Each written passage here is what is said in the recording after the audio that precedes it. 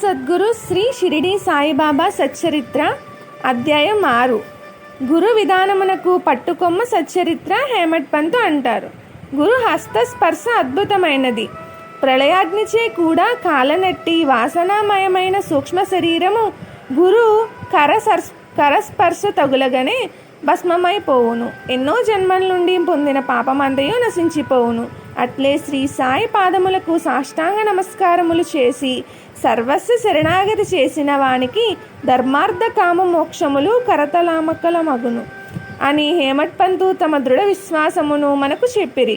హేమట్ పంతు కలము నుండి వ్రాయబడిన ప్రతి అక్షరము బాబా నడిపిందే అని బాబా అభయ ప్రదానమును గుర్తులో ఉంచుకుని సచ్చరిత్రలో హేమట్ పంతు స్వంత ఆలోచన లేదని తెలియవలెను.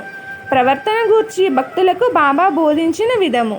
శ్రీ సాయిబాబా చెప్పిడి అభయ ప్రదానములను హేమట్ పంతు ఇట్లు వివరించిరి. నాయందే మనస్సు నిలిపి భక్తి శ్రద్ధలతో మనఃపూర్వకముగా నన్నే ఆరాధించు వారి యోగక్షేమములను నేనే చూసేదను. కావున వస్త్ర ఆహారముల కొరకు ప్రయాసపడవద్దు. నీకేమైనా కావలసిన భగవంతుణ్ణి వేడుకొనుము. నా భక్తుని హృదయములో అన్న వస్త్రములకు లోటు ఉండదు. కనుక కీర్తి ప్రతిష్టలను ఆశించక భగవంతుని కరుణా కటాక్షములు పొందుము అని బాబా బోధించుచుండెడివారు అని హేమట్ పంతు చెప్పెను. హిందూ మహమ్మదీయులను సమైక్యపరచుటకు షిరిడీలో కొన్ని ఉత్సవములు జరిగినవి. 1897లో శ్రీరామనవమి రోజు మహమ్మదీయులకు పవిత్రమైన ఉరుసు ఉత్సవమును జెండా ఉత్సవము గోపాలరావు గుండు అను పోలీస్ సర్కిల్ ఇన్స్పెక్టర్ బాబా దయవలన తనకు పుత్ర సంతానం కలుగగా దాని కృతజ్ఞతగా మసీదులో ఈ ఉత్సవం ప్రారంభించినాడు. అప్పటి నుండి ఆ ఉరుసు ఉత్సవము ఇప్పటికీ జరుగుతూనే ఉన్నది. అట్లే ఇది జరిగిన 5 సంవత్సరములకు అనగా 1902 ప్రాంతము నుండి కొరాలా గ్రామవాసి అమీర్ షక్కర్ దలాల్ అనునతడు మహమ్మదీయ ఫకీర్ల గౌరవార్థము చేయు చందన ఉత్సవము శ్రీరామనవమి రోజు రాత్రి ప్రారంభించారు. దీనిని కూడా హిందూ మహమ్మదీయులు కలిసి నిర్వహించుచుండిరి.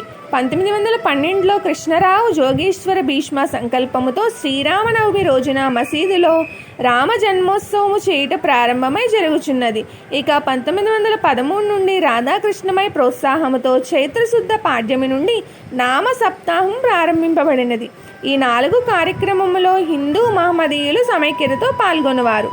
ప్రజలు ఈ ఉత్సవములలో పాల్గొనుటకు అప్పట్లోనే భక్తుల సంఖ్య 6,000 నుండి 75,000లకు పెరుగుట చాలా విశేషము.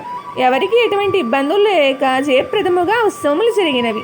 ఇప్పుడు శ్రీరామనవమి రోజు జరుగు ఉత్సవములకు షిరిడీలో భక్తులు ఎక్కువగా పాల్గొనుచున్నారు. భక్తులలో సమైక్యత కలిగించుట, ఆకర్షణ కలిగించుట, వివిధ విధానముల్లో ఆయా పద్ధతులకు అనుగుణంగా మానవుల శ్రేయస్సుకు షిరిడీలో జరుగుట జరిగినది. ఓం శ్రీ సాయి గురవే నమః. 6వ అధ్యాయం సమాప్తము. సమర్థ సద్గురు శ్రీ సాయిబాబా.